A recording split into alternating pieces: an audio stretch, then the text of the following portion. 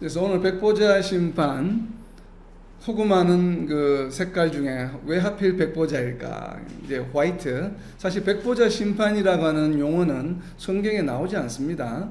저희들이 이제 붙여서 이렇게 부르는 이름인데, 그렇지만 백보자, 흰 보자라고 하는 것은 요한계시록 20장에 분명히 나와 있죠. 20장 11절에. 그렇기 때문에 이제 그 이름을 붙여서 거기서 심판이 이루어지기 때문에 백보자 심판이라고 이제 이렇게 호칭을 붙여서 지금 저희가 부르고 있습니다. 그렇다면 처음에 백보자 심판이라고 하는 이름을 붙였을 때 그 의도나 그런 것은 저희가 지금은 알 수는 없지만, 그렇지만 최소한 저희들이 백보자 심판이라고 이렇게 서로 부를 때는 어떠한 의미를 가지고 왜 우리가 백보자 심판이라고 부르는지, 또 거기에 대해서 저희 정확하게 좀 이해를 하고 나름대로 저희가 공감대를 좀 이룬 다음에 백보자 심판이라고 부르는 것이 어떨까 해서 좀 나눠보려고 합니다. 우선은 백보자 심판의 백보자의 앞에 있는 왜 화이트, 왜 흰색일까 하는 것에 대해서 여러 신학자들이 나름대로 해석을 해놓고 있습니다. 이안 폴이라고 하는 신학자는 순수의 의미다라고 이야기를 합니다. 그래서 색깔에 이제 초점을 맞춘 것이죠. 이 색깔이 흰색이 의미하는 바가 계시록 전체를 흐르는 그 흐름에 보면 계시록 안에서 흰색을 이야기할 때는 그 purity, 순수함을 의미한다라고 이야기를 합니다. 그래서 아마 순수함 때문에 흰색이다. 그리고 또 더불어서 빛이 나기 때문에 그 빛이 나는 것을 흰색으로 표현했을 가능성도 있다고 이야기를 합니다. 상당히 공감이 가는 내용입니다. 그리고 알란 존슨이라고 하는 신학자는 하나님의 심판은 공의로운 심판이다, 공의로운 심판이기 때문에 그 의미가 흰색으로 나타났다라고 이렇게 이제 주석을 하기도 합니다. 그래서 두 분 다 상당히 일정 부분 공감이 가긴 합니다. 그리고 이제 저희가 보통 이제 백보자 심판이라고 할 때, 흰색이라고 할 때 가장 어떻게 보면 많이 인용될 가능성이 높은 성경 구절이 있습니다. 하나 찾아보겠습니다. 다니엘서 7장 9절입니다. 다니엘서 7장 9절에 보면 제가 읽겠습니다. 다니엘서 7장 9절입니다. 내가 보니 왕자가 놓이고 옛적부터 항상 계신 이가 좌정하셨는데 그의 옷은 희기가 눈 같고 그의 머리털은 깨끗한 양의 털 같고 그의 보좌는 불꽃이요 그의 바퀴는 타오르는 불이며. 다니엘서 7장 9절 말씀은 여호와 하나님이 앉아 계신 보좌의 형상을 지금 설명하고 있는 구절입니다. 거기에 보면 지금 그 보좌에 앉아 계신 분의 모습이 어떤가 하면 흰 옷을 입고 계세요. 옷을 입고 계시는데 그 옷의 색깔이 흰 옷이요, 또 머리털이 희다, 깨끗한 양털과 같이 하얗다라고 지금 이야기를 하고 있습니다. 그래서 이렇게 보좌에 앉아 계신 하나님의 모습이 옷과 털이 희기 때문에 백보자일 것이다 라고 이제 많은 분들이 접근을 하고 이제 그렇게 해석하고 또 그렇게 생각하는 성도들이 많겠죠. 당연히 그럴 가능성이 충분히 있어 보입니다. 그리고 이제 계시록에 돌아오면, 그렇다면 지금 여기 하나님은 하얗다고 하는 부분이 어떤 부분입니까? 옷이 희고 머리털이 하얗다는 거죠. 자, 그러면 계시록 1장 14절에 옵니다. 계시록 1장 14절에 오면 계시록 1장 14절입니다. 그의 머리와 털의 희기가 흰 양털 같고 눈 같으며 그의 눈은 불꽃 같고. 좀 전에 읽었던 다니엘서 7장 9절과 상당히 유사하죠. 그런데 이제 하나가 빠져 있습니다. 옷이 없죠. 그러니까 머리의 털의 희기가 흰 양털 같고, 다니엘서 7장 9절에 있는 표현과 동일한 표현입니다. 그렇죠? 그의 눈은 불꽃 같고. 그런데 계시록 1장 14절에서 이야기하고 있는 여기서의 그는 여호와 하나님이 아니라 예수님입니다. 자, 그렇다면 다니엘서 7장 9절과 계시록 1장 14절의 두 가지 경우를 보면 여호와 하나님의 모습, 그리고 계시록 1장 14절에서는 예수님의 모습, 이것이 백보자에 혹시 연관이 되어 있지 않겠는가라는 이제 추론이 가능하겠죠. 그리고 계시록을 뒤로 넘겨서 4장 4절에 보면 계시록 4장 4절입니다. 또 보좌에 둘려 24보좌들이 있고 그 보좌들 위에 24장로들이 흰옷을 입고 머리에 금관을 쓰고 앉았더라 라고 이야기합니다. 자, 여기에 또 흰옷을 입은 자들은 누구입니까? 24장로들인데 어디에 앉아 있습니까? 보좌에 앉아 있죠. 지금 우리가 하나님, 그리고 예수님, 24명의 장로들이 다 지금 보좌에 앉아 있습니다. 그죠? 보좌에 앉을 가능성이 있죠. 그리고 이제 흰 옷을 입고 있다라고 이야기를 하고 있습니다. 자, 그리고 이제 조금 더 뒤로 넘겨서 계시록을 7장 9절에 보면 7장 9절입니다.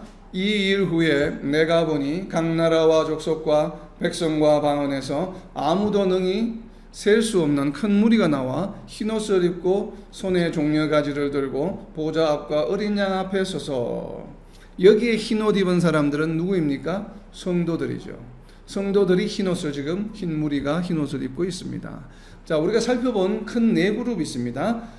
여호와 하나님, 예수님, 24장로, 성도들이 모두가 흰옷을 입고 있습니다. 그죠? 흰옷을 입고 있죠. 그리고 머리털이 희다고 표현이 되어 있는 것은 여호와 하나님과 예수님이 이렇게 지금 표현이 되고 있습니다. 저희들이 이제 다니엘서 7장 9절도 예수님인지 하나님인지 확언은 날 수 없지만 그냥 전체 컨텍스트 문장으로 보면 하나님으로 여겨집니다. 이제 그렇게 참조를 하시고, 자, 그렇다면 흰 옷과 관련된, 흰색과 관련되어 있는 것이 네 가지가 이렇게 나왔는데, 그러다 보니까 보좌와 연관되어 있는 그 보좌의 자리에 참석이 가능한 성도들 24장로, 예수님, 하나님이 모두가 다 흰색과 연관이 있어요. 그래서 백보자 심판의 희다고 하는 이 백은 이것과 연관이 있겠구나라고 하는 생각을 해보게 됩니다. 이제 그런 생각이 들죠. 왜냐하면 지금 그 하늘 보좌에 연관되어 있는 모든 그 관련된 지금 개체 사람들의 모습을 보면 흰 머리털, 흰 옷을 입었다고 표현하고 있기 때문에, 그러면 이제 우리가 질문을 바꾸어서 이제 각 가정에 소파가 있잖아요. 그러면 소파의 색깔이 지금 어떤 색입니까? 만약에 브라운 컬러라고 이야기를 해요. 그럼 브라운 컬러의 고동색 소파입니다. 거기에 흰 옷 입은 사람이 앉게 되면 흰 소파가 됩니까?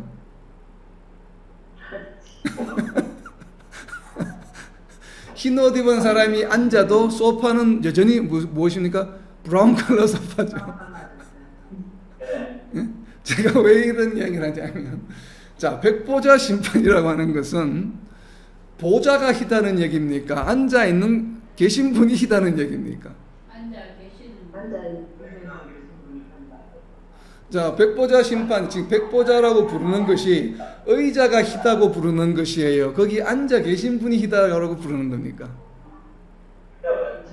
의자가 희다는 것이죠. 그럼 만약 예수님이 고동색 옷을 입고 거기 앉으시면 고동색 보좌가 되나요?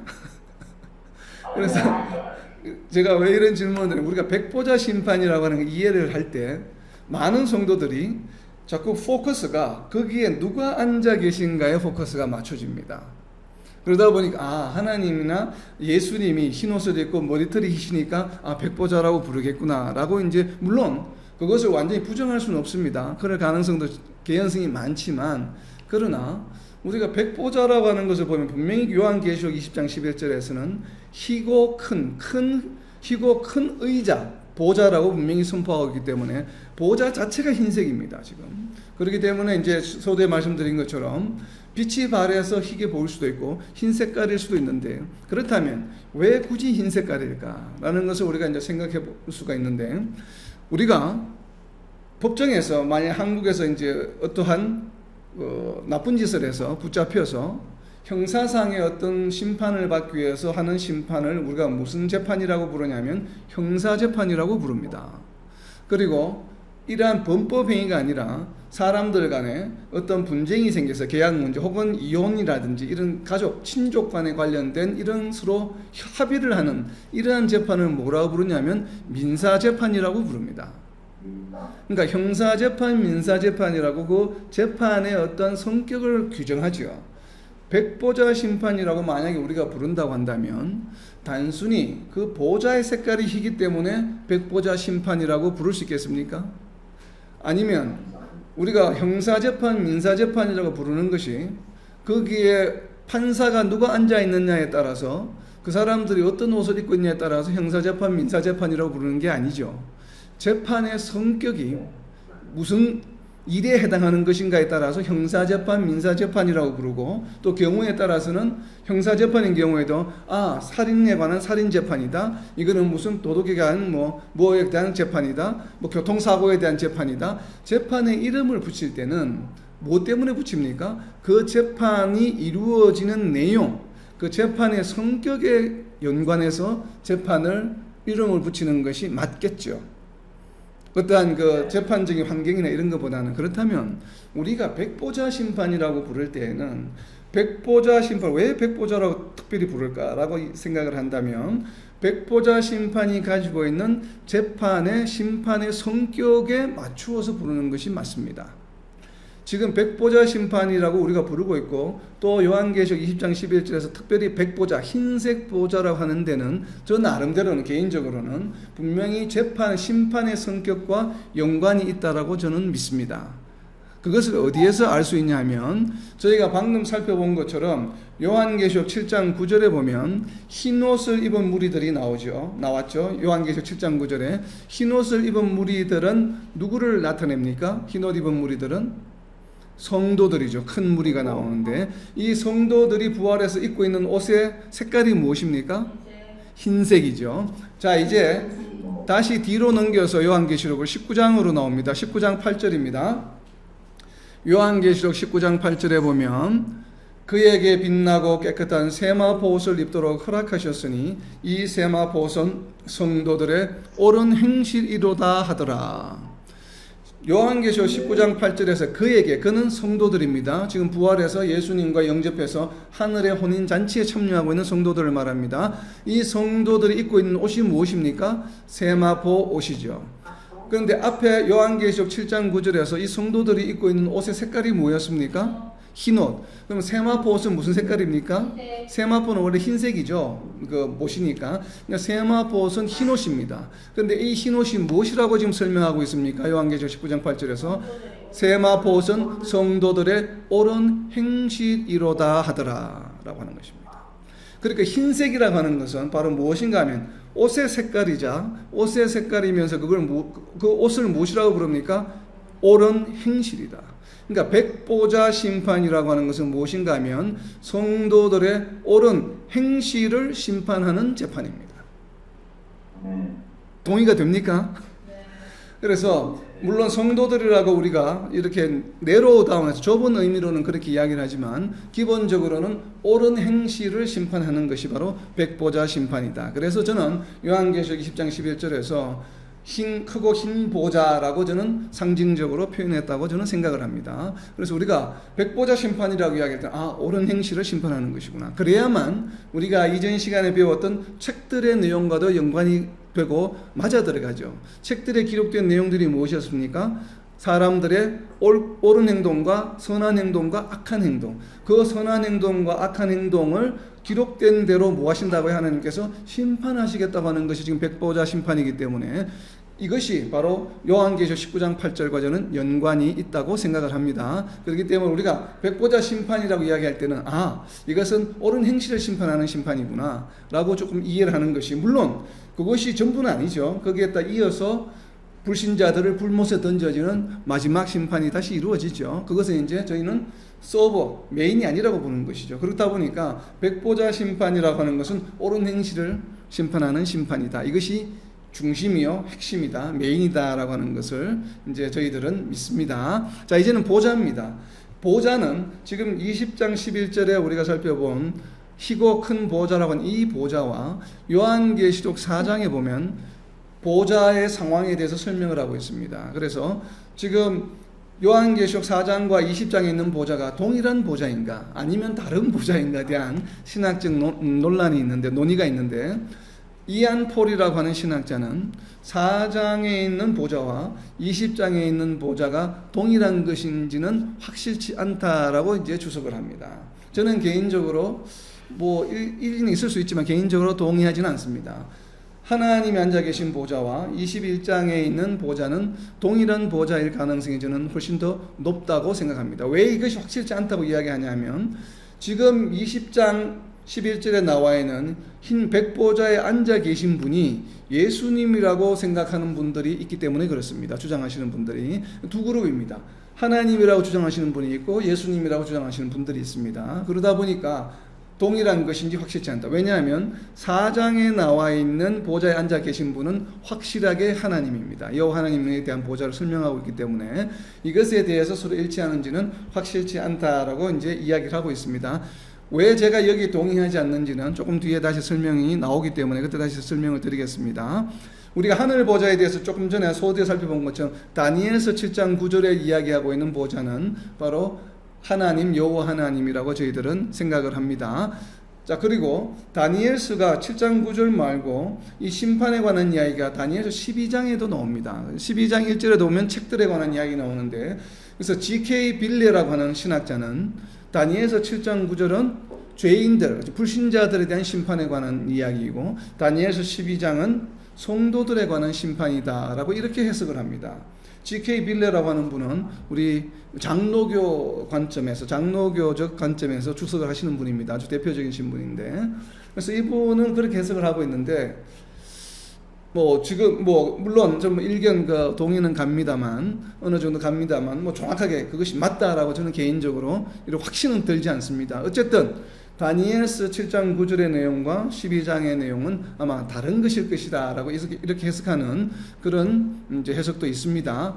그리고 지금 보좌에 앉아 계신 분, 우리는 하나님은 어떤 분이십니까? 우리 모든 성도들이 하나님은 영적인 존재로 다 이해를 하고 있죠. 그렇기 때문에 우리 눈에 지금 보이지 않는다라고 이제 우리가 보통 그렇게 이해를 하고 있는데, 그렇지만 지금은 우리가 하나님을 볼 수 없지만 우리가 나중에 부활했을 때, 마지막 심판이 있을 때 보좌에 앉아 계시다고 한다면 과연 하나님을 볼 수 있을까? 만약에 보좌에 앉아 계신 분이 하나님이시다고 한다면 저는 개인적으로 하나님의 형상을 볼 수 있다라고 생각합니다. 하나님은 영적인 존재이시기 때문에 눈에 보이지 않는다라고 지금 저희들은 알고 있지만 지금 이 시점에서, 그러나 영적인 존재이지만 분명히 우리가 부활했을 때 부활한 우리의 눈으로 하나님을 분명히 볼 수 있습니다. 이 이야기는 우리가 천년왕국에서도 나왔었죠. 우리의 눈으로 목도하리라, 예수님의 부활을. 그리고 예수님의 부활을 볼 수 있다는 것은 결국 하나님도 볼 수 있다라고 하는, 그러다 보니까 하나님을 영적인 존재로 이해를 하다 보니까 하나님의 형상이 과연 어떨까 궁금하죠.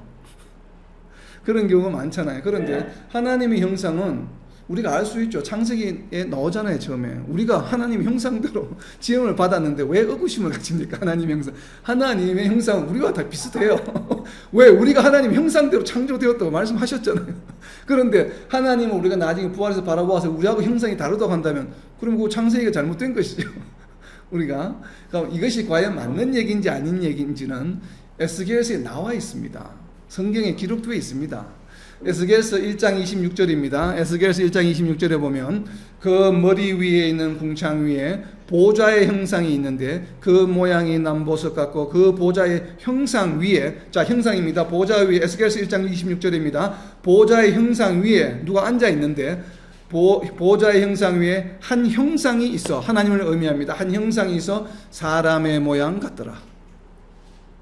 에스겔 선지자가 환상 중에 보좌를 보았더니만 그 보좌 위에 형상이 보입니다. 실제 눈으로 지금 보이는데 그 모양이 무엇과 같다면 사람의 모양 같더라라고 이야기합니다. 그렇다는 얘기는 거기 앉아 계신 모양의 형상이 사람 같다는 얘기예요. 자, 그럼 이게 이 사람 모양 같은 이분이 정말 그럼 하나님인가 아닌가를 그 다음에 계속 이어서 설명하고 있습니다. 27절입니다. 내가 보니 그 허리 위의 모양은 단쇠 같아서 그 속과 주위가 불 같고 내가 보니 그 허리 아래의 모양도 불 같아서 사방으로 광채가 나며, 28절입니다. 그 사방 광채의 모양은 비오는 날 구름에 있는 무지개 같으니 이는 여호와의 영광의 형상의 모양이라. 보좌에 앉아 계신 분이 사람의 모양과 같다라고 했는데 이 모양이 누구의 형상이라고 선포하고 있습니까? 여호와의 영광의 형상의 모양이라. 여호와 하나님의 형상이라고 선포하고 있잖아요. 성경에서 정확하게. 그렇기 때문에 우리는 의심을 가지면 안 됩니다. 하나님의 형상은 어떤 모습입니까? 우리와 사람의 모양이다 라는 이런 믿음을 가져야 합니다. 성경에 기록되어 있기 때문에 여호와의 영광의 형상의 모양이 바로 사람의 모양과 같다라고 선포하고 있습니다. 자, 이제 보좌에 앉으신 분이 하나님일 것이다 라고 하는 가능성에 대해서 연관된 성경 구절들을 제가 몇 구절 좀 설명을 드리고자 합니다. 요한계시록입니다. 요한계시록에 있는 세 구절입니다. 요한계시록 4장 10절입니다. 요한계시록 4장 10절에 보면 24장로들이 보좌에 앉으신 이 앞에 엎드려 세세토록 살아계시는 이에게 경배하고 자기의 관을 보좌 앞에 드리며 이르되 우리 주 하나님이여 우리 주 하나님이여죠. 그러니까 보좌에 앉으신 분이 누구이십니까? 하나님이시죠. 4장 10절에 설명하고 있는 보좌의 모양, 구성에 대해서 나타나는 그 보좌 위에 앉아 계신 분은 분명히 하나님이십니다. 왜냐하면 11절에서 우리 주 하나님이여라고 부르고 있기 때문에. 예수님이 아닙니다. 4장에서 이야기하는 보좌에 앉아 계신 분은 보좌에 앉으신 이, 그리고 우리 주 하나님이여라고 말하기 때문에 요한계시록 4장에 있는 보좌에 앉아 계신 분은 하나님이십니다.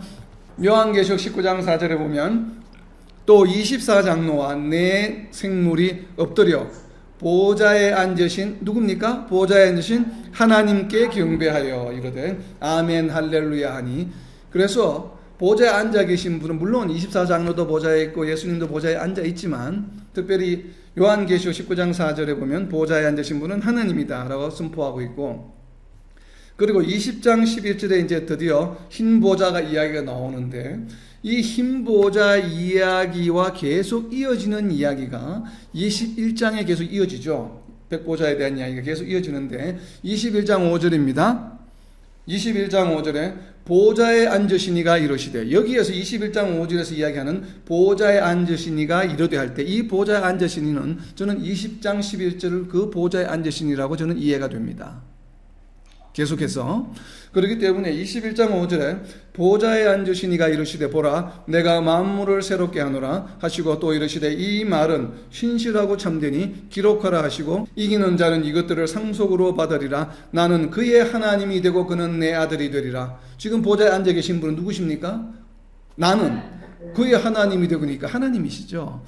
자, 21장 5절에 앉아 계신 분이 하나님이시기 때문에 20장 11절에는 백보좌에 앉아 계신 분은 저는 개인적으로 하나님일 가능성이 상당히 높다라고 믿습니다. 그래야만 문맥이 맞고 앞뒤로 맞기 때문에 그렇습니다.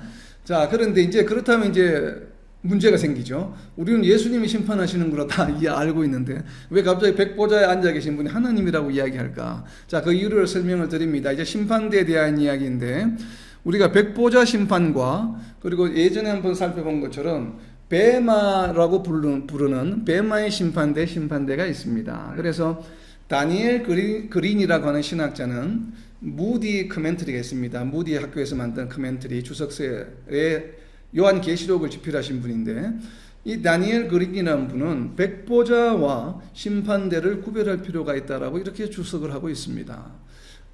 물론 백보좌와 이 베마 심판대가 서로 다른 것이다, 구별할 필요가 있다라고 이야기하는데 그 이유는 무엇인가 하면 심판대는 성도들의 헌신에 대한 보상을 받는 것이고 이 백보좌는 불신자들이 심판을 받는 것이다라고 이해하고 있기 때문에 그렇습니다. 그걸 전제로 하기 때문에 심판대와 백보좌를 구별해야 된다라고 이야기를 하고 있습니다. 물론 이 이야기는 백보좌 심판과 심판대에서는 베마의 심판이 다른 시기에 다른 장소에서 이루어진다라는 것을 전제로 하는 것은 아닙니다. 그것을 밝히고는 있지 않지만 어쨌든 백보좌와 심판대에서 이루어진 심판의 성격이 다르다고 하는 것이에요. 그래서 심판대는 성도들에 대한 보상이 이루어지는 것이고 백보좌 심판은 불신자들에 대한 하나님의 심판이 있는 것이다라고 이렇게 해석을 하고 있습니다. 저는 개인적으로 동의를 하지 않습니다. 여기에는. 그러나 자, G.K. 빌레라고 하는 신학자가 다시 백보좌에 누가 앉아 계시든지 간에 하나님과 예수님이 함께 계시다고 하는 것은 사실이다라고 이야기하고 있습니다. 백보좌에 하나님이 앉아 계시다고 주장하시는 분들이 있고 예수님이 앉아 계시다고 주장하시는 분들이 있는데 어느 누구도 그것을 이제 확정할 수는 없겠지만 누가 앉아 계시든지 간에 지금 이 백보좌 심판이 이루어지는 그 공간에 하나님과 예수님이 함께 하시다라고 해석을 합니다. 저는 이 의견에 개인적으로 동의를 합니다. 왜 그러냐면 요한계시록 20장 11절에 우리가 크고 흰 보좌 이야기가 나오잖아요. 그런데 로마서 14장 10절입니다. 내가 어찌하여 내 형제를 비판하느냐 어찌하여 내 형제를 없이 여기느냐 우리가 다 하나님의 심판대 앞에 서리라. 아멘. 자, 여기서 말하는 네가 어찌하여 네 할 때 이 네는 성도들입니까? 불신자들입니까?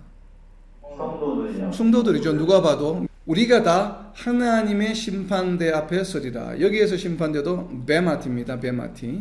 베마의 심판할 때 하는 그 베마티입니다. 똑같 동일한 단어인데 하나님의 심판대 앞에 성도들이 다 선다라고 이야기를 합니다.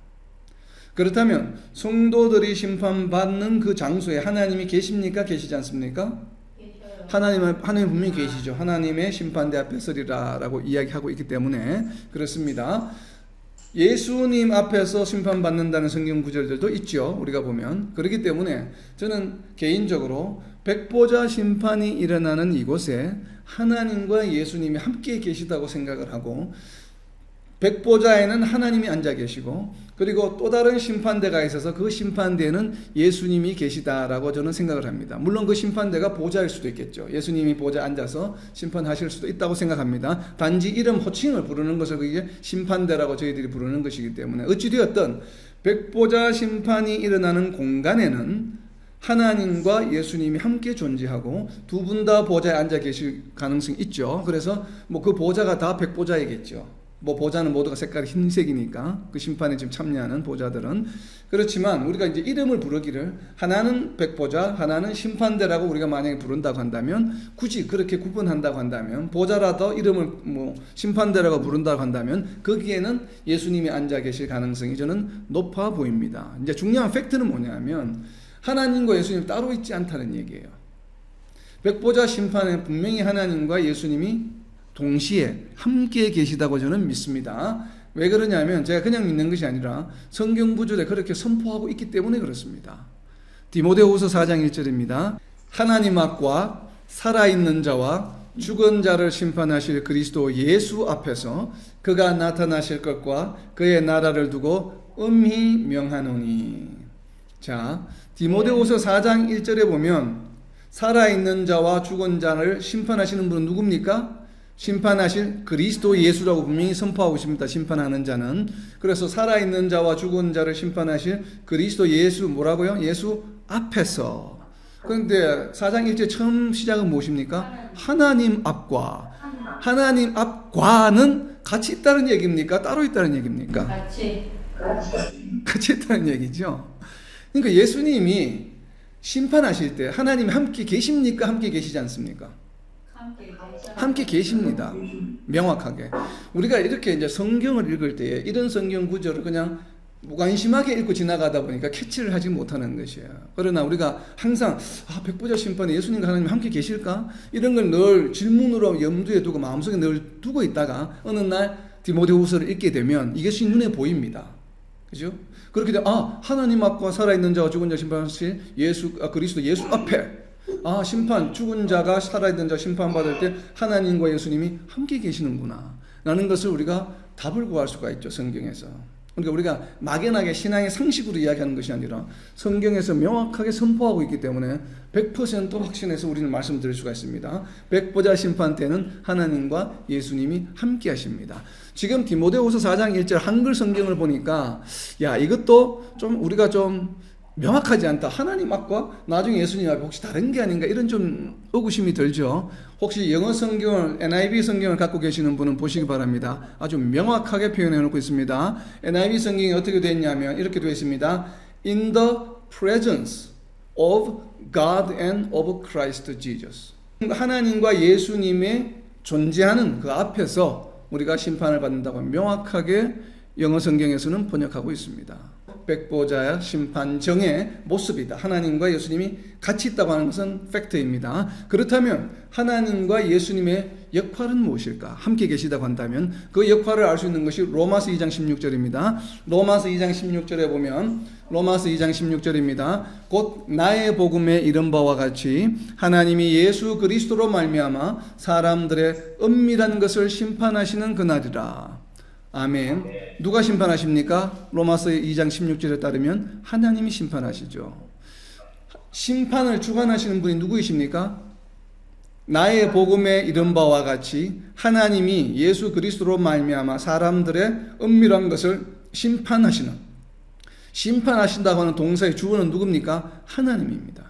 그러니까 심판의 주권자는 누구십니까? 하나님이에요. 그런데 지금 한글 성경의 번역에 예수 그리스도를 말미암아라는 게 이해가 잘 안 돼요. 그런데 이게 헬라어 원어는 말미암아가 헬라어 원어가 무엇인가 하면 디아라고 하는 소유격인데 디아는 영어로 번역하면 through예요. through 무엇을 통해서 라고 하는 단어입니다. 그렇기 때문에 예수 그리스도를 통해서 하나님이 사람들의 은밀한 것을 심판하시는 것이에요. 그럼 심판하는 주권자는 누구십니까?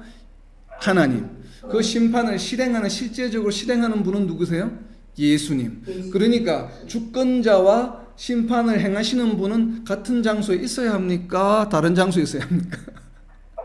같은 장소에 있어야죠. 그래서 같이 함께 계시면서 모든 심판을 주권하시는 주권자, 심판의 주권자는 하나님이시지만 심판의 실행자는, 심판을 직접 행하시는 분은 바로 예수님이다. 그래서 예수님을 통해서 심판하신다고 바울 사도는 명확하게 로마서에서 선포하고 있습니다. 이것은 바울 사도가 한 이야기가 아니라 예수님께서 이렇게 말씀하셨습니다. 요한복음 5장 22절입니다. 요한복음 5장 22절 말씀입니다. 아버지께서 아무도 심판하지 아니하시고 심판을 다 아들에게 맡기셨으니. 심판의 주권자는 하나님이시지만 하나님이 직접 심판하시지 않아요. 그걸 누구에게 맡기셨습니까? 아들에게 다 맡기셨다. 이 말씀을 바울 사도는 로마서 2장 16절에서 하나님이 예수 그리스도로 말미암아 사람들의 은밀한 것을 심판하시는 그날이다라고 표현하고 있는 것입니다. 그래서 우리는 이 백보자 심판 때는 하나님과 예수님이 함께 계시다라고 저는 생각을 합니다. 자, 이제 성도에 대한 본격적인 심판에 관한 이야기입니다. 성도에 대한 심판에 존 왈불드라고 하는 신학자는 성도에게는 이 심판이 상이다, 불신자에게는 심판이다, 이렇게 해석을 합니다. 그러니까 심판에 참여하는 것은 맞는데 성도들을 심판한다고 하는 그 의미는 무엇인가 하면 그 성도들에게 상을 주기 위함이다라고 해석합니다. 저는 개인적으로 동의하지 않습니다. 이 말씀에. 물론 상이 포함되어 있죠. 그러나 상을 주는 것만이고 불신자에게는 심판이다라고 해석하는 것에는 저는 개인적으로 동의하지 않습니다. 자, 그리고 이제 마이클 알라닝감이라고 하는 분이, 이분은 성도들에 대한 상을 주기 위한 심판과 불신자들에 대한 심판을 구별되어야 한다라고 이야기를 합니다.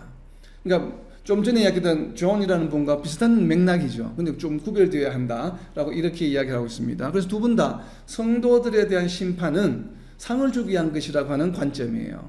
저는 개인적으로 여기에 좀 동의를 하지 않습니다. 왜 그러냐면 하나님은 성도들에게도 벌을 주시는 분이기 때문에 그렇습니다. 상만 주시는 것이 아니라. 거기 어디에 나와 있냐면 로마서 13장 4절에 나와 있습니다. 로마서 13장 4절입니다. 여기 어떤 부분이 그것을 설명하고 있는지 한번 보세요.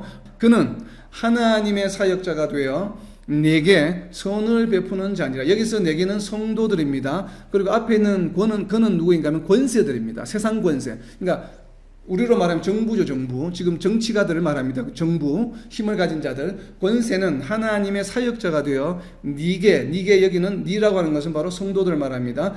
네게 선을 베푸는 자니라. 그러나 네가 악을 행하거든, 성도들아 너희가 악을 행하거든 두려워하라. 그가 공연히 칼을 가지지 아니하였으니 곧 하나님의 사역자가 되어 악을 행하는 자에게 진노하심을 따라 보응하는 자니라. 여기서 보응하는 자는 전부 세상 권세를 말합니다. 성도들을 말하는 것이 아니에요. 우리가 살아가고 있는 이 세상 가운데서도 성도들이 너희가 악을 행하게 되면 두려워하라는 얘기입니다. 우리가 악을 행하면 두려워해야 됩니다. 왜냐하면 뭐 때문에요? 바로 세상 권세를 가진 자들이 칼을 가지고 우리를 벌하기 때문에 그래요. 근데 이 벌하는 것이 누구에 의한 벌입니까? 하나님의 진노하심 앞에 갈로를 해서 하나님의 써놓으세요. 하나님의 진노하심을 따라 보응하는 자예요. 우리에게 벌을 주는 것은 이것이 하나님이 성도들이 악한 행동을 할 때 벌을 주신다는 얘기입니다. 하물며 우리가 살아있을 때도 악한 행위를 하며 벌을 주시는 하나님께서 우리가 부활했다고 해서 우리 일생을 통해서 했던 모든 그 잘못한 행동들에 대해서 벌을 주시지 않고 상만 주신다라고 해석하는 것은 조금 제가 개인적으로 동의하기 어렵습니다. 물론 상황은 다르겠지만, 부활했을 때는 상황은 다르겠지만 그래도 여전히 벌을 받을 개연성도 있겠구나, 그것을 완전히 차단하는 것에는 좀 동의하기가 어렵습니다. 개연성이 충분히 있어 보입니다. 자, 이 부분 이제 벌에 관한 부분이고, 그리고 분명히 하나님께서 우리가 부활했을 때 우리에게 상급을 주시는 것도 분명합니다. 그 말씀은 어디에 있냐면 갈라디아서에 있습니다. 갈라디아서 6장 9절입니다. 우리가 선을 행하되 낙심하지 말지니 포기하지 아니하면 때가 이름에 거두리라. 우리가 선을 행하고 이렇게 낙심하지 않고 있으면 반드시 그 열매를 거두게 된다라고 하는 말씀이기도 합니다. 자, 이렇게 만약에 성도들이 행동에 따라서 심판을 받는다고 한다면 과연 그 대상은 어떤 행동들이 될까? 과연 어떤 행동들이 될까요? 전도서 12장 14절에 보면 하나님은 모든 행위와 모든 은밀한 일을 선악간에 심판하시리라. 아멘. 자, 여기 있는 모든 행동에 성도들은 포함되겠습니까? 포함되지 않겠습니까? 포함되겠죠. 지금 이 전도서의 말씀은 하나님의 백성들에 관하여 선포하고 있는 것입니다. 지금 이스라엘 민족에게 하나님은 모든 행위와 모든 은밀한 일을 선악간에 심판하신다고, 심판하시는 하나님이심을 분명히 선포하고 있습니다. 그렇기 때문에 성도를 할지라도 우리가 행위에 대한 벌은 반드시 받게 되어 있습니다. 그걸 어디에서 알 수 있냐면 고린도후서 5장 10절에 있죠. 신약 성경에 고린도후서 5장 10절입니다. 고린도후서 5장 10절에 보면 이는 우리가 반드시 그리스도의 심판대 앞에 나타나게 되어 각각 선악간에 그 몸으로 행한 것을 따라 받으려 함이라. 여기서 우리는 누구를 말합니까? 바로 성도들을 말하죠. 바울 자신과 고린도 성도들을 말합니다. 그럼 당연히 우리에게도 적용이 되는 것이죠. 그렇기 때문에 성도가 다 반드시입니다. 반드시 예외가 없습니다. 반드시 그리스도의 심판대 앞에 반드시 서게 됩니다. 그렇게 서게 되는데 그 이유는 무엇입니까? 우리가 구원을 받느냐 받지 않느냐 이겁니까? 아니죠. 선악간에 몸으로 행한 것을 말해요. 믿음이 있느냐 없느냐를 따지는 것이 아니라 지금 고린도후서 5장 10절에서 이야기하는 것은 선악간에 그 몸으로 너희가 몸으로 행한 것을 따라 반드시 심판을 받는다라고 이야기를 하고 있습니다. 그렇기 때문에 저희 성도가 상만 받는 것이 아니라 분명히 우리가 한 행동에 따라서 분명히 리뷰를 받는다, 심판을 받는다. 심판이라는 표현이 조금 자꾸 이제 불신자들 심판하고 겹쳐지면서 자꾸 부정적으로 느껴지는데 어찌되었든 우리 행동이 평가를 받는 것은 분명합니다. 이것은 구약 말씀에도 나와 있죠. 출애굽기 34장 7절에 보면 출애굽기 34장 7절입니다. 인자를 천대까지 베풀며 악과 과실과 죄를 용서하리라. 그러나 벌을 면제하지는 아니하고 아버지 악행을 자손 3, 4대까지 보응하리라. 성도들이 우리가 회개하고 돌아와서 구원을 받으면 분명히 죄사함을 받습니다. 34장 7절에서 분명히 선포하고 있죠. 죄를 용서하리라. 용서하십니다. 죄사함을 하십니다. 그렇지만 벌은 면제하지 않습니다. 이것이 하나님의 속성이기 때문에 그렇습니다. 우리가 비록 구원을 받았지만 그러나 그것은 구원에 관한 이야기고 구원을 받았다고 할지라도 구원받은 이후에 저지른 악행에 대해서는 반드시 하나님께서 심판을 하신다라고 하는 말씀을 우리는 알 수가 있습니다. 그렇기 때문에 바울 사도는 고린도 교인들에게 뭐라고 또 선포하고 있냐면 고린도전서 3장 15절입니다. 고린도전서 3장 15절에 보면 누구든지 그 공적이 불타면 해를 받으리니 그러나 자신은 구원을 받되 불 가운데서 받은 것 같으리라 라고 설명하고 있는 것입니다. 구원을 받는다는 얘기입니까? 구원을 받지 못한다는 얘기입니까? 구원을 받는다는 얘기죠. 구원은 받습니다. 구원을 받는데 또 무엇을 받습니까? 더불어서 구원과 동시에 무엇을 받아요? 또 동시에 받는 것이 해를 받으리니, 해를 받는다고 하는 것은 무언가 나한테 지금 나쁜 것이 끼친다는 얘기죠. 이 해가 하늘에 떠 있는 해가 아닙니다. 이 해는 손해를 입힌다고 할 때 그 해예요. 나쁜 것이 분명히 해를 받아요. 누구든지 그 공적이 불타면 해를 받으리니 그러나 그 자신은 구원을 받되 불 가운데서 받은 것 같으리라. 분명히 구원은 받지만 생명책에 기록이 되어 있기 때문에 구원은 받습니다. 그러나 우리가 한 행동, 즉 여기서는 공적이 불타면이라고 표현하고 있는데 악한 행동에 대해서는 분명히 해를 받습니다. 벌을 받는다라고 선포하고 있습니다. 자, 이것을 바울 사도가 왜 이렇게 이야기했느냐라고 하면 아마도 구약 성경의 이야기를 보고 이야기한 것은 아닐까라는 생각이 듭니다. 자, 구약 성경에 보면 구원받은 성도들이 나중에 심판받게 된다면 그 심판의 결과가 어떠한 심판의 결과로 나타나는지를 이미 다니엘서에서 선포하고 있습니다.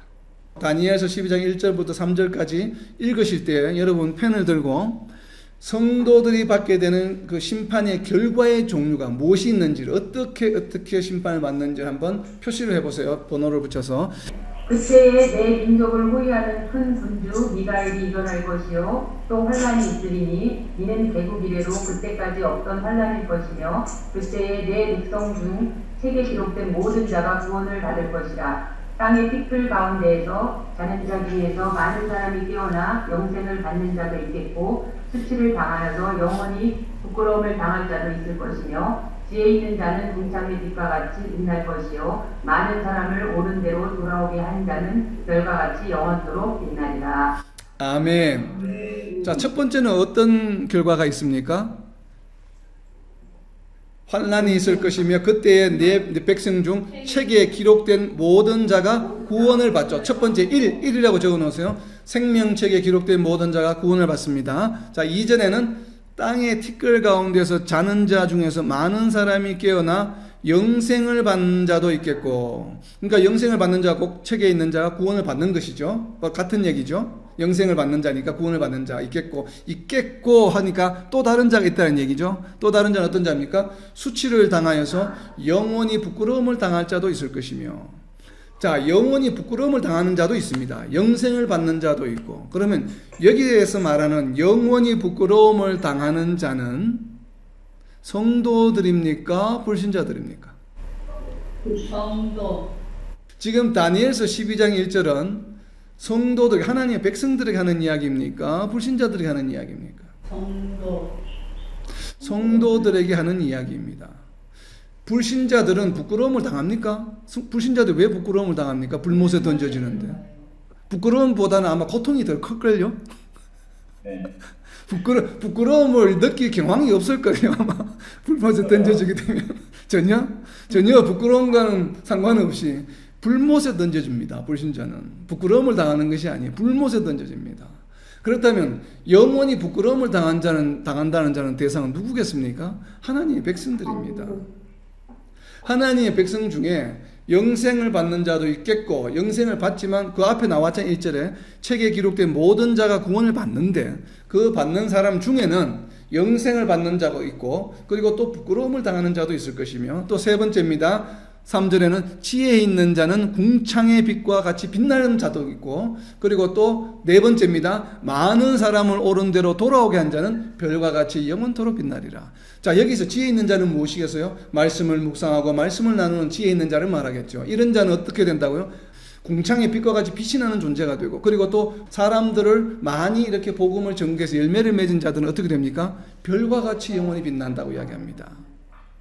몇 그룹이 나타납니까? 그냥 영생을 얻는 자, 부끄러움을 당하는 자, 궁창의 빛과 같이 빛이 나는 자, 별과 같이 영원토록 빛나는 자, 네 그룹의 형상이 나타납니다. 성도들의 마지막 심판의 결과입니다. 구약이니까 그렇게 이야기했겠지. 이스라엘 민족을 향한 하나님의 말씀이니까 라고 위안을 저희가 참 삼고 싶은데, 근데 참 안타깝게도 신약에도 동일한 이야기가 있는데, 이 동일한 이야기는 누가복음 19장입니다.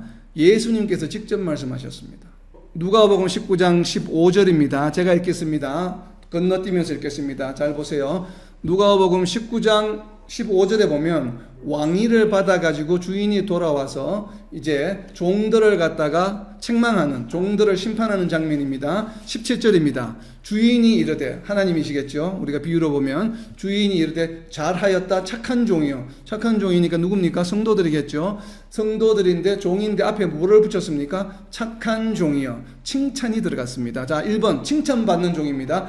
네가 지극히 작은 것에 충성하였으니 10골 권세를 차지하리라. 상급이 주어집니다. 상급과 더불어서 무엇이 있었습니까? 착한 종이여라고 하는 칭찬이 있었죠.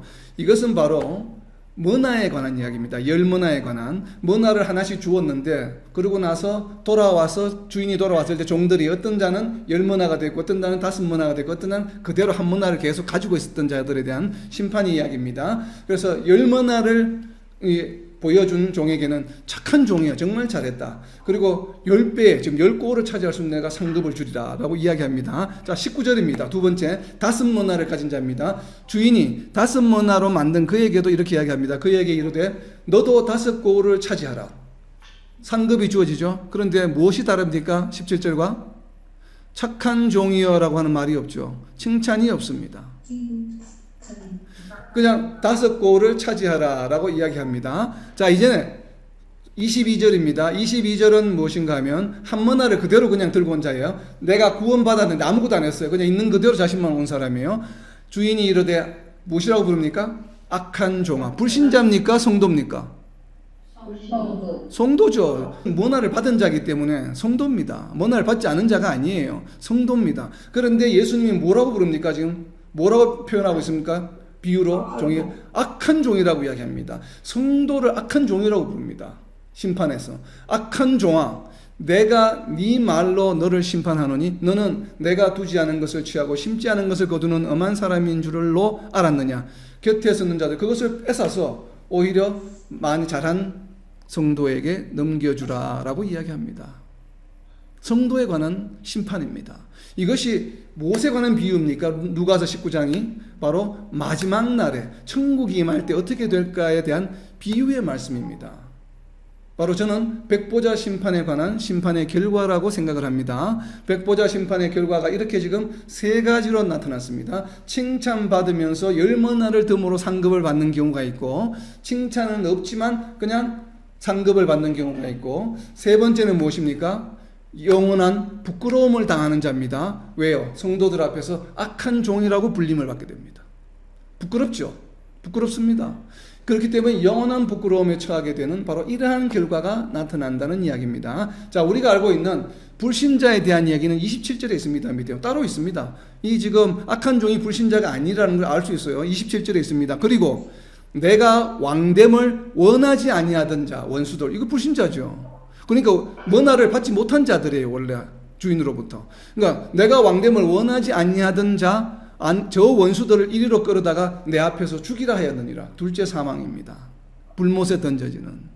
이것이 바로 백보자 심판에서 일어나는 심판의 결과라고 저는 믿습니다. 이것을 천국에 들어가기 전에 천국이 어떻게 들어갈까요? 천국이 어떤 곳일까요? 라는 것에 대해 비유에 대한 말씀이라고 저는 이해가 되고 그렇게 믿습니다. 때문에 백보자 심판에서 성도들과 사람들의 선한 행위와 악한 행위를 심판하신다고 하는 의미가 바로 여기에 나타난다고 생각을 합니다. 그래서 상급을 받는 자가 있고 영원히 부끄러움을 당하는 자가 분명히 저는 존재한다라고 생각을 합니다. 더 심각한 얘기는 누가복음 12장에 있습니다. 앞으로 넘겨보세요.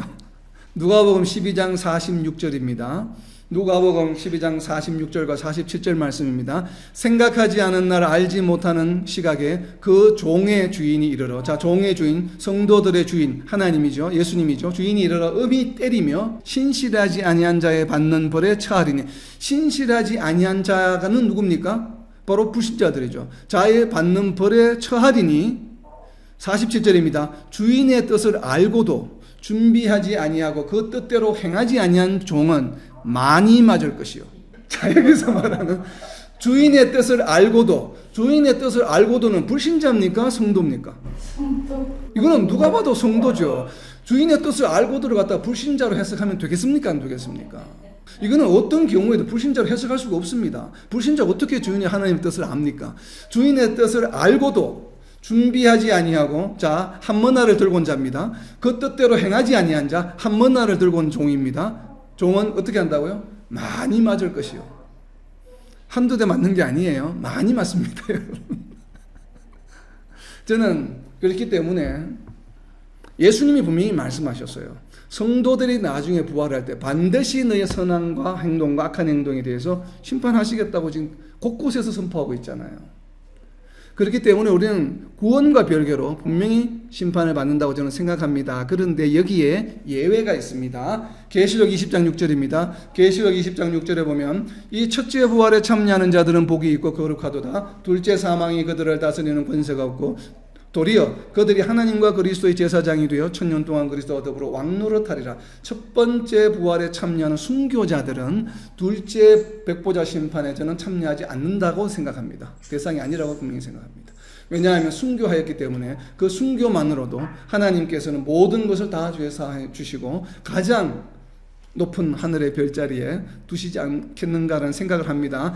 제 개인적인 생각입니다. 그래서 이렇게 한번 20장 6절에 물론 불못에 던져지지 않는다는 이야기지만 불못에 던져지고 안 던져지고는 언제 결정이 됩니까? 백보자 심판 때 결정이 되죠. 최종적으로. 그렇기 때문에 이 심판에 포함되지 않는다라고 저는 조금 확장해서 해석을 하고 싶습니다. 그렇기 때문에 순교자들은 악한 행동을 설사 순교하기 전에 했다지라도 저는 심판의 대상은 안 된다고 저는 생각하고 싶고 또 그렇게 믿고 싶습니다. 자, 이제 불신자에 대한 심판입니다.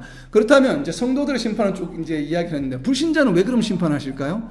이미 불신자들은 요한복음 3장 18절입니다. 요한복음 3장 18절에 보면 그를 믿는 자는 심판을 받지 아니하는 것이요 믿지 아니하는 자는 하나님의 독생자의 이름을 믿지 아니함으로 벌써 심판을 받은 것이니라. 이미 심판을 받았다고 선포하셨는데 왜 다시 또 심판을 받게 될까요? 그 이유는 히브리서 9장 27절에 있습니다. 히브리서 9장 27절에 보면 한 번 죽는 것은 사람에게 정해진 것이요 그 후에는 심판이 있으리니 이렇게 이야기하고 있습니다. 죽는 것은 사람에게 정해진 것이에요. 그렇지만 그 후에는 다시 사람이 살아나서 반드시 심판이 있기 때문에 이 말씀에 응하기 위해서는 불신자들도 다시 살아나서 다시 심판을 확실하게 받는 것이 필요하겠죠. 말씀이 이제 서로 매칭이 되기 위해서는 바로 그런 이유이고, 또 어떤 자들은 불신자들에게 회심의 기회를 주게 한 것이 아닌가, 다시 살아서 심판받는 것이, 혹시 그렇게 생각하는 분이 있을까 싶어서 누가복음 16장에 보면 그렇지 않다는 것이 있습니다. 누가복음 16장입니다. 누가복음 16장 29절에 보면 거짓 나사로의 이야기인 얘기죠. 누가복음 16장 29절에 보면 아브라함이 이르되 그들에게 모세와 선지자들이 있으니 그들에게 들을지니라. 그러니까 부자가 부탁을 했잖아요. 그러니까 야, 그것이 아니라 이미 다 성경에 기록되어 있어. 모세와 선지자들이 있으니 그걸 보고 믿는 자들이야. 더불어서 31절에 이야기합니다. 이르되 모세와 선지자들에게 듣지 아니하면 비록 죽은 자 가운데서 살아나는 자가 있을지라도 구원함을 받지 아니하리라. 자, 구원함을 받는 생명책이 기록되어서 영생을 얻게 되는 것은 무엇을 통해만 합니까? 반드시 모세와 선지자들에게 통해서 말씀을 반드시 듣고 믿음을 가져야 합니다. 그렇기 때문에 죽은 이후에 기도하면 구원을 이룰 수 있다고 하는 연옥설에는 저희가 동의할 수 없는 것입니다. 그런데 불신자들을 또 이렇게 다시 심판하는 이유가 로마서 2장 5절에 엿보입니다. 다만 내 고집과 회개하지 아니하는 마음을 따라 진노의 날 곧 하나님의 의로우신 심판이 나타나는 그날에 이 말 진노를 내게 쌓는도다. 고집과 회개하지 아니하는 자들은 어떤 자들이겠습니까? 불신자들이죠. 회개하지 아니한 자들은. 그런데 그 진노를 어떻게 한다고요? 내게 쌓는도다. 영어 성경에 보면 storing up, 계속 진노가 쌓아져 가는 것입니다. 그러니까 징벌의 강도가 높아져 가는 것이에요. 그러다 보니까 어떤 신학자는 악한 자들도 불못에 던져지지만 불못에도 더 깊은 불못이 있고 얕은 불못이 있다고 이렇게 또 해석하시는 분들도 있긴 합니다. 그래서 어쨌든 악한 자들도 이 벌의 강도가 다를 것이다라고 이야기하시는 주장하시는 분들도 있습니다. 저는 선뜻 동의는 안 됩니다만 그럴 개연성도 충분히 있어 보입니다. 자, 그렇다면 이제 마지막입니다. 성도들이 선한 행위와 악한 행위에 따라서 분명히 심판을 받는다라고 지금까지 살펴보았잖아요. 그래서 마지막 심판 때에 분명히 책들에 기록된 대로 심판을 받는데, 그렇다면 도대체 무엇이 선한 것입니까? 무엇이 악한 것입니까? 이것을 우리가 알아야 되겠죠. 선과 악의 기준이 무엇일까요? 하나님이 원하시는 대로 하면 선한 것이고 하나님이 원하시는 대로 하지 않으면 악한 것이겠죠, 당연히. 그러면 이 선과 악이 적용되는 것이 만약에 성도라고 한다면, 우리는 원래 악한 사람도 세상 가운데 있었죠. 예수님을 믿기 전에는. 그 악한 사람들 무리 가운데 있는 우리에게 성령의 역사로 믿음을 갖도록 해주셔서 우리로 하여금 복음을 받아들이게 하고 구원을 받게 해주셨는데, 그 목적이 있겠죠. 성도가 되게 하신 그 목적에 부합하면 선한 일이요, 그 목적에 부합하지 않으면 악한 일이 되겠죠. 우리가 구원을 얻고 그냥 하나님이 우리를 영생을 주셨다, 감사하다. 우리의 영생이 하나님께서 우리를 이 땅에서 구원해 주신 목적의 최종 궁극적인 목적으로 이해하는 성도들이 너무나도 많습니다. 물론 결과는 영생이죠. 결과는. 그러나 이 땅에서 우리를 구원해 주고 우리에게 믿음을, 복음을 전해 주시고 믿음을 갖게 해 주신 목적은 분명히 선포되어 있습니다. 로마서에. 가장 중요한 이 부분이 로마서 16장 마지막에 있습니다. 마지막 구절 바로 앞에 로마서 16장 26절입니다. 이제는 나타내신 바 되었으며 영원하신 하나님의 명을 따라 선지자들의 글로 말미암아 모든 민족이 믿어 순종하게 하시려고 알게 하신 바 그 신비의 계시를 따라 된 것이니 이 복음으로 너희를 능히 견고하게 하실 하나님. 이렇게 이어집니다. 자, 모든 민족이 믿어 순종하게 하시려고, 이것이 목적입니다. 모든 민족이 믿어 순종하게 하시려고 뭘 하셨냐면 신비의 계시를 따라, 신비의 계시는 예수 그리스도죠. 예수 그리스도의 그 나타내심으로 인하여 복음으로 너희를 경고하겠다고 말씀하십니다. 복음을 받아들이게 한, 복음으로 성도들이 생기게 한 목적이 무엇입니까? 모든 민족이 우리로 하여금 믿어 순종하게 하는 것이에요. 자, 우리는 우리의 믿음이 궁극적인 복음의 마지막 종착역으로 생각하는 경향들이 너무나도 많습니다. 그래서 나는 예수님을 믿습니다. 믿음이 있기 때문에 복음을 받아들였습니다. 라고 거기에 안주하는 자들은 바로 한 문화를 가진 자들입니다. 오늘 말씀해 보면 모든 민족이 믿어 순종하게 되어 있죠. 이 말씀은 믿어 순종하긴 헬라어 원어는 어떻게 되어 있냐면 앞에 전치사가 붙습니다. 에이스, 후파코엔이라고 하는 것이 바로 순종이라는 단어입니다. 그리고 피스테오스라고 하는 믿음이라고 하는 단어가 있는데 여기에서 에이스라고 하는 단어는 무엇인가 하면 인투의 뜻입니다. 무엇으로를 향해서 이렇게 가면서 이렇게 만들어져 가는 것. 그리고 혹은 집 안으로 들어간다라고 하는 표현을 쓸 때 어디 안으로 들어갈 때 인투라고 하는 개념이 바로 이 에이스라고 하는 전치사입니다. 그래서 복음을 이렇게 전하는 이유가 바로 뭐냐면 인투, 이렇게 뭔가를 만들어가게 하는 것이다. 이루어가게 하는 것이라는 의미입니다. 이 전치사의 목적어가 되는 명사가 뭐냐면 순종이라고 하는 명사입니다. 근데 궁극적인 목적은 뭔가 하면 순종입니다. 믿음이 아니라. 근데 이 순종이 무엇인가 하면 순종을 수식하는 믿음입니다. 이게 피스테오스 소유격으로 표현이 되어 있어요. 소유격에는 여러 가지 법칙이 있는데 마이북처럼 소유를 나타내는 소유격이 있고 여기서 말하는 피스테오스의 소유격의 용법은 무엇인가 하면 원천, 소스, 이것이 어디로부터 나왔는가에 관계되는 그러한 용법으로 사용되는 소유격으로 저희가 해석이 됩니다. 이 얘기는 무엇인가 하면 순종이 있으면 순종, 이게 뭔가 하면 영어로 말하면 derived from faith, 믿음으로부터 발현되는 순종을 말합니다. 그래서 이 문자의 한글 번역이 믿어 순종이라고 하는 표현은 무엇인가 하면 순종이 목적입니다. 순종이. 그래서 복음을 전하는 목적은 순종인데, 근데 이 순종이 어떤 순종인가 하면 믿음으로부터 유래가 되는, 믿음으로부터 초래되는, 믿음으로부터 나오는 순종이에요. 근데 성경을 이렇게 써놓다 보니까 자꾸 우리는 믿음에 포커스가 있습니다. 왜냐하면 로마서가 이신청에 너무 우리가 포커스가 맞춰져 있기 때문에. 근데 이 믿음이 아니라 순종입니다. 그래서 이 말씀이 중요하기 때문에 로마서 1장 5절에도 있죠. 동일한 말씀이. 그래서 로마서 시작함과 마지막에 이 말씀이 있습니다. 로마서 1장 5절입니다. 그로 말미암아 우리가 은혜와 사도의 직분을 받아 그의 이름을 위하여 모든 이방인 중에서 믿어 순종하게 하나니. 믿어 순종하게 하나니입니다. 로마서 6장 17절입니다. 이 말씀을 풀어서 설명하고 있습니다. 로마서 6장 17절입니다. 하나님께 감사하리로다. 너희가 본래 죄의 종이더니 너희에게 전하여 준 바 교훈의 본을 마음으로 순종하여 죄로부터 해방되어 의에게 종이 되었느니라. 자, 마음으로 무엇을 했습니까? 순종한 결과가 어떻게 되었습니까? 죄로부터 해방되게 되었습니다. 죄로부터 해방되게 되었다는 것을 우리는 무엇이라고 이야기합니까? 복음을 받아들였다, 믿음이 생겼다, 구원받았다 라고 표현하죠. 죄로부터 해방된 것이. 그것이 어떻게 이루어졌습니까? 마음으로 순종하여 죄로부터 해방되어 의에게 종이 되었느니라. 순종을 의미합니다. 복음의 궁극적인 목적, 중요한 목적, 로마서의 어떻게 보면 핵심이라고 할 수 있는 복음의 목적, 로마서가 선포하고 있는 복음의 목적은 무엇인가 하면 바로 우리의 순종에 있습니다. 그렇기 때문에 이 순종하면 선한 것이요, 순종하지 않으면 악한 것이 되겠죠. 하나님이 선악간에 기록한다고 하는 것은, 하늘의 책들에 기록되어 있는 선한 것은 무엇을 말할까요? 우리가 순종한 내용들이 전부 기록이 되는 것이요, 악한 것은 무엇입니까? 순종하지 않고 불순종한 내용들이 전부 악한 행동으로 기록이 되어 있다는 것입니다. 하나님께서는 선악의 행동을 기억하고 계시는데 우리가 순종한 것들을 전부 선한 것으로, 우리가 불순종한 것을 전부 악한 것으로 기록하고 있는 것입니다. 여러분, 지난주나 오늘 하루의 삶을 통해서 하나님께 순종한 것은 무엇이고 불순종한 건 무엇인지 잘 고민해 보시기 바랍니다.